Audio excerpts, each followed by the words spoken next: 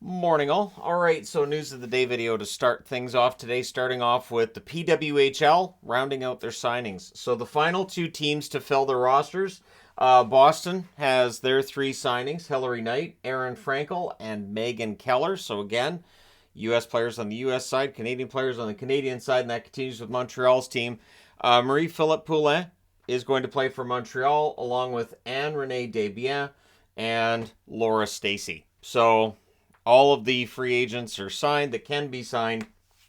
And now we get into the draft on the 18th. I've seen people asking whether or not the draft's going to be televised. I haven't seen an answer from the league. I don't think it's going to be. I get the feeling it probably won't be, but maybe they'll have some kind of a streaming service set up for that. So we'll see if that changes. I will let people on this channel know, of course. So for Buffalo fans, the social media for the Sabres today revealing the 15 home dates where they're going to wear the black third jersey. So that is 15 out of 41. That's not bad. That's almost half. Now, of course, they had a really good record with these jerseys. So if they can replicate that again, maybe they end up in the playoffs. And I'll say right now, if they end up getting into the playoffs, this is your home jersey during the playoffs. So we'll see. Also, the Nashville Predators amongst teams talking about theme nights. There are 20 theme nights for Nashville. I think 5 of them are military related. So yeah, a lot of theme nights in Nashville. I would imagine that'll be the case all around. I've talked about this before. There's a lot of theme nights in the NHL. I don't mind so much unless it's going to like delay the start of the game by about like 20, 25 minutes. But usually that's jersey retirements and speeches that'll cause that kind of a delay. So yeah, there you go. And Minnesota releasing their broadcasting schedule. And I've been looking at other broadcasting schedules, and it looks like in most cases, teams that were broadcast on Bally's regional sports networks will be on Bally's regional sports networks again this year. So while the NHL may have a plan B, I hope it's one that they might be able to implement during the season if something happens with Bally's during the season. A lot of talk about how much money Bally's has lost and bankruptcy discussions and whatnot. So who knows if we'll finish the season on Bally's, but it looks like we'll start the season on Bally's. So if you've been concerned that that tremendous theme song that Bally's has for their broadcasts may not ring into your ears and then echo there for the next 5 days, don't worry. Bally still has the contract apparently and will be broadcasting hockey games. Again, keeping in mind that it's a fluid situation with them and their money, and we'll see how it all turns out. So interesting little tidbit about Tom Willander. Tom Willander, 2023 draft pick for the Vancouver Canucks. He is going to play for Boston University, but not in the first game. So he dressed for 2 SHL games, and because of that, apparently he has to sit out the first game for Boston University this year. The interesting part is he dressed for 2 games, apparently, although there was one comment I saw saying he only actually dressed for 1. The other one he was actually off at the under 20s. But he played a grand total of 0 minutes. None.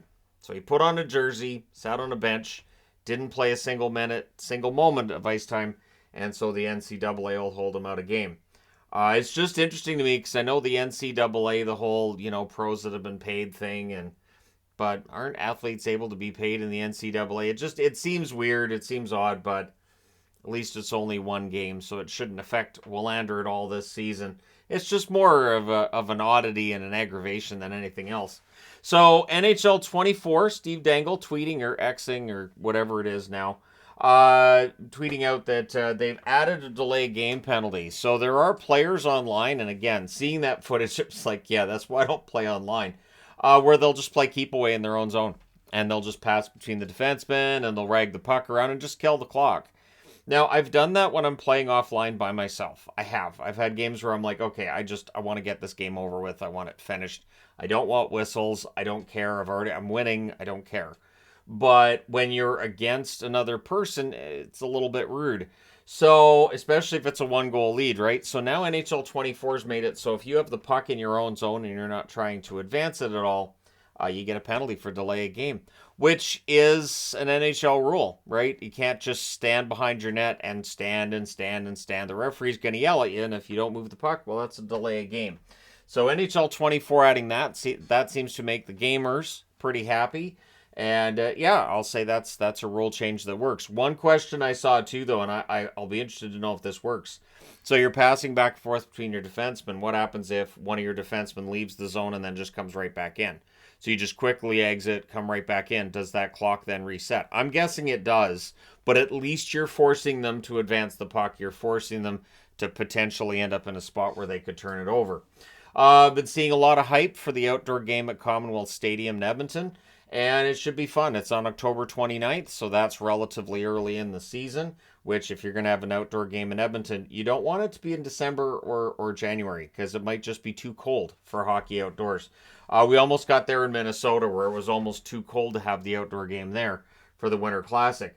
So the hype is there. A lot of Connor McDavid being brought out to talk about it. And the first outdoor game there was in 2003. That one against the Montreal Canadiens.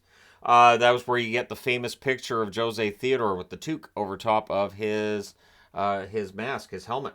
So, yeah, I think it's great that Edmonton's getting a game there. I think it's long overdue. It shouldn't be 20 years between games. You've got games in Boston. It seems like every other year.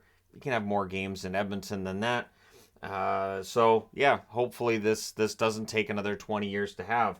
And then as we get into the rookie tournaments, and there's going to be a lot of young stars rookie tournaments, the Tom Curver Showcase, Minnesota's hosting this. It's going to involve St. Louis and Chicago prospects. At the TRIA rink on September 16th and 17th, the Minnesota Wild's YouTube channel will be live streaming their prospects games. So the games against both St. Louis and Chicago on the 16th and on the 17th. So that should be fun for fans all over. It is that time of year where we see the hype for the young kids, the rookie camps and the rookie tournaments. We're like, hey, these young stars look good. And then you get into regular NHL training camp. They might still look pretty good. And then they start getting weeded out as the training camp gets a little more intense. You get into the preseason. The games ramp up. And so a lot of the prospects that are going to get really hyped up over the next couple of weeks may not ultimately end up making the team. But it's still a good experience for them. Doesn't mean they won't make the team at another time.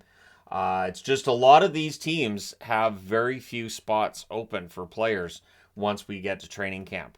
That's part of the fight, too, for these guys on professional tryouts. They are trying to force a team to say, we will hand you a contract and cut a player we already gave a contract. So it becomes very difficult for players on tryouts to make it.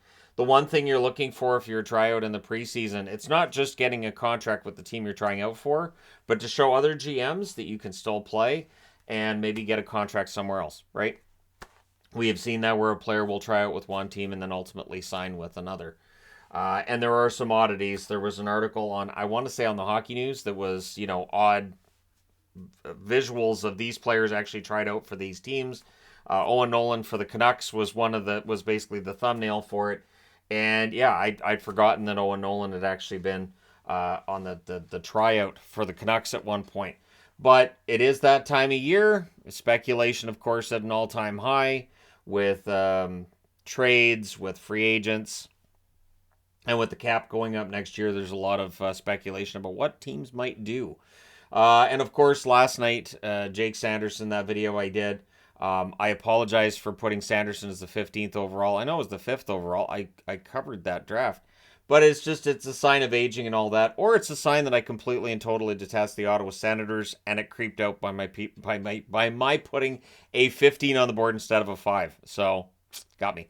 All right, so apologies for that, but it happens. I have said before, and I have said for years, if you see a board and there's not a single error on it, that's probably a sign I didn't put it together. So you can thank the entertainment guy, go over to his channel and thank him for the ones that don't have any errors, because I probably didn't do that one. Anyways, thank you guys so much for watching, for all your support. As always, don't forget to hit like and subscribe if you're browsing your way through. You just happened upon this video. It's also, it's magnet time of year, so I start getting stickers and setting them up to magnet them up for use in videos. So it's that time of year too. Thank you guys so much for all your support. I will talk to you again soon.